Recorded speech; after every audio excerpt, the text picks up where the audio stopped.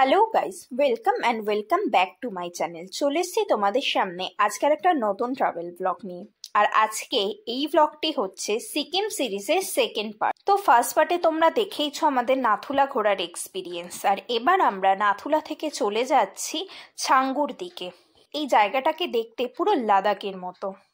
আর এই ছাঙ্গু যাওয়ার পথেই আমরা দেখে নিলাম এলিফ্যান্ট লেক, যার আর একটা নাম হলো কুপুক লেক, যেটা 13,000 ফিট উঁচুতে অবস্থিত। আর সেখান থেকে নেমে আমরা চলে গেলাম একটা দোকানে আমাদের লাঞ্চের জন্য।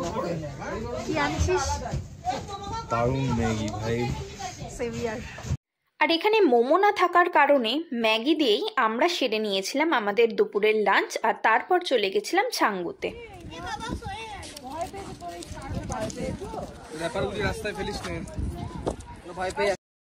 আর বাইরে বেরোতেই এনার সাথে দেখা হয়ে গেল, আর এনাকে খাইয়ে দিলাম বিস্কুট। ঠান্ডা কেমন? এমন কিছু বেশি না, ডিসেম্বর নাথুলাতে গিয়ে অবস্থা খারাপ হয়ে গেছে। না, ওখানে হাওয়া দিচ্ছিল, তাই অ্যাকচুয়ালি ওখানে কোনো ঠান্ডাই নেই।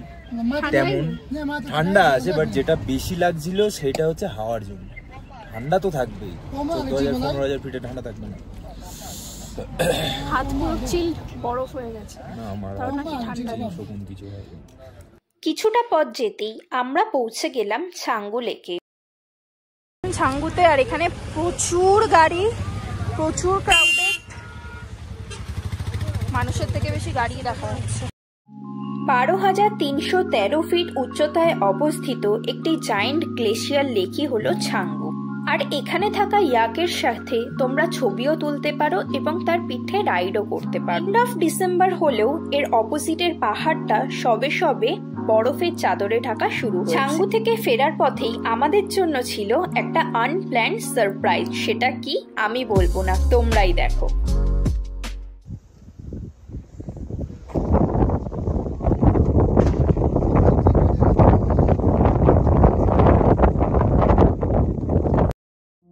ছাঙ্গু থেকে ফেরার পথেই আমরা দেখলাম এরকম সুন্দর একটা ভিউ, যা হয়তো লাইফ টাইম মনে থাকবে। আর এর মূল্য কোনো কিছু দিয়ে জাস্টিস করা যায় না। নিচে মেঘের চাদরে ঢাকা সম্পূর্ণ মাউন্টেন রেঞ্জ এবং ওপরে সোনার আকাশ। এই দৃশ্য মুখে ব্যাখ্যা করা সম্ভব না। হাজার প্ল্যান করে গেলেও এরম ভিউ পাওয়া সম্ভব না। তাই এই কারণে নিজেদেরকে অনেক লাকি বলে মনে হচ্ছিল। আর এইভাবেই প্রাকৃতিক শোভা দেখতে দেখতে প্রায় সন্ধে 7টা সাড়ে 7টার দিকে আমরা পৌঁছালাম আমাদের হোমস্টেতে আগামলোকে।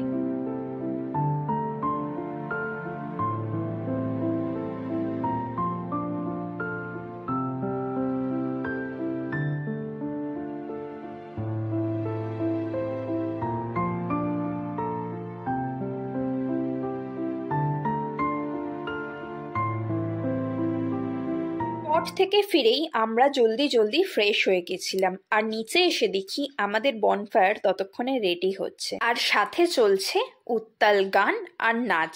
কি সেটা তোমরা দেখে নাও।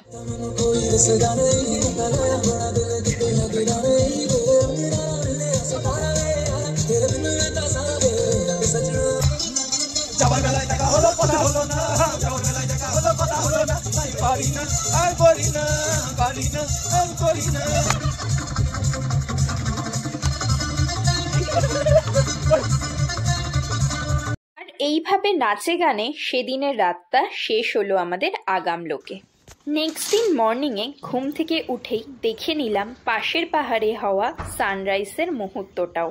জায়গাটা যতটাই অফ বিট আর ততটাই পিসফুল, সেই সাথে নেচার্সের বিউটিও তোমাকে একটুও ডিসঅ্যাপয়েন্ট করবে না। রুমে বসে চায়ে চুমুক দিয়ে ভিউ দেখতে দেখতে সেরে নিলাম ব্রেকফাস্টটাও। দেন রেডি হয়ে বেরিয়ে পড়লাম। আর আজকে আমাদের চেক আউট করার দিন ছিল। আর এই আগামলোক থেকে তোমরা সিঙ্গলীলা পর্বতের রেঞ্জগুলো দেখতে পাবে। Hello guys, good morning. আজকে আমরা যাচ্ছি আগামলোক থেকে ঋষিখোলা।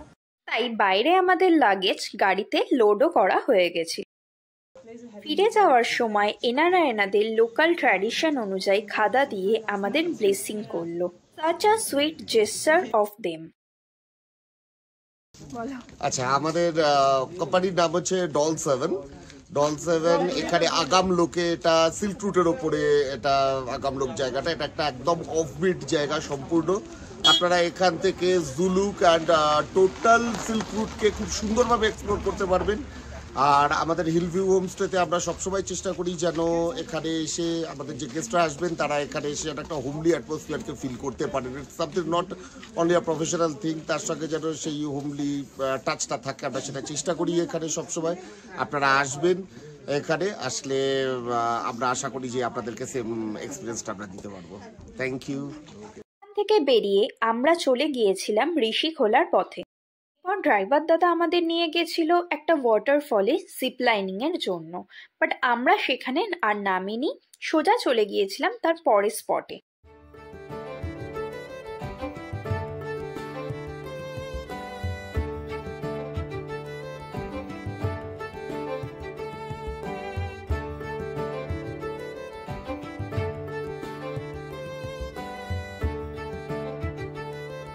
কিছুটা পথ যাওয়ার পরেই আমাদের ড্রাইভার দাদা রংলি মার্কেটের কাছে রংপো নদীর একটা পাড়ে আমাদের নিয়ে যায় ভিজিটের জন্য।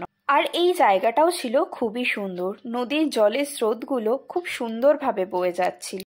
প্রথমে গিয়েই আমরা এই নদীর ওপর অবস্থিত ব্রিজে কয়েকটা ছবি তুলে নিই, আর তারপরই নিচে নদীতে নেমে যাই, সেখানেও কয়েকটা ছবি তুলে আমরা আস্তে আস্তে আবার গাড়িতে উঠে যাই। আর সেই সময় আমরা দেখতে পাই এই ছোট্ট দুটো কিউটিকে, দেখো কি সুন্দর বসে আদর খাচ্ছে, আর একটাও ছোটু আছে এখানে। আর এরাও রওনা দিয়েছিল আমাদের সাথে, অবশেষে গাড়িতে উঠে পড়ায় আর যেতে পারলো না।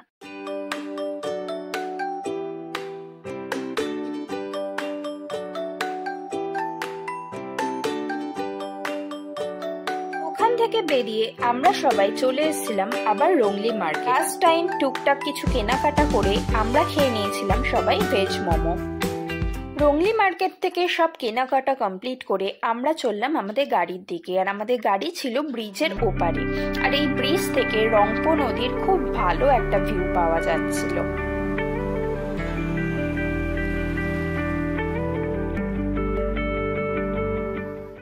এরপরে আমরা চলে গেছিলাম আমাদের পরবর্তী ভিজিটিং স্পট রেনকে। পাকিয়ং জেলার একটি শহর এবং এটি কালিম্পং থেকে 29 কিলোমিটার দূরত্বে অবস্থিত। আর এখানে আমরা চলে যাই এখানকার বিশ্ববিনায়ক মন্দিরে।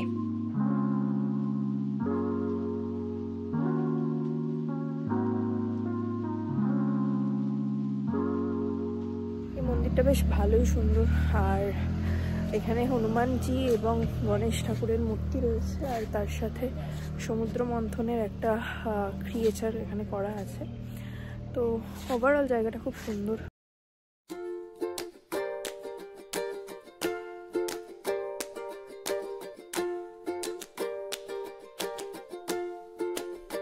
আর আমি আর ঋষভ মন্দিরে যাইনি, বাকিরা মন্দিরে গিয়েছিল, তো সবাই এখন জুতো পরছে। তো এখানে ওয়েদারটাও বেশ ভালো, বেশ ভালোই গরম রয়েছে, আর এত কিছু পড়ার লাগছেই না, আজকে টোটালি ভীষণ সানি ওয়েদার। আর এখানে আমি তোমাদের জন্য মন্দিরের ডিটেলসটাও স্ক্রিনে দিয়ে দিলাম। অফবিটের মধ্যে এই জায়গাটা সত্যি খুব সুন্দর ছিল। রেনক থেকে বেরিয়ে আমরা চলে গিয়েছিলাম ঋষিখোলায়, আর সেটার আরেকটা পার্ট আসছে খুব শিগগিরই। সো ভিডিওটা ভালো লাগলে please to like, share, and দেখা হচ্ছে পরের ব্লগে। Till then by.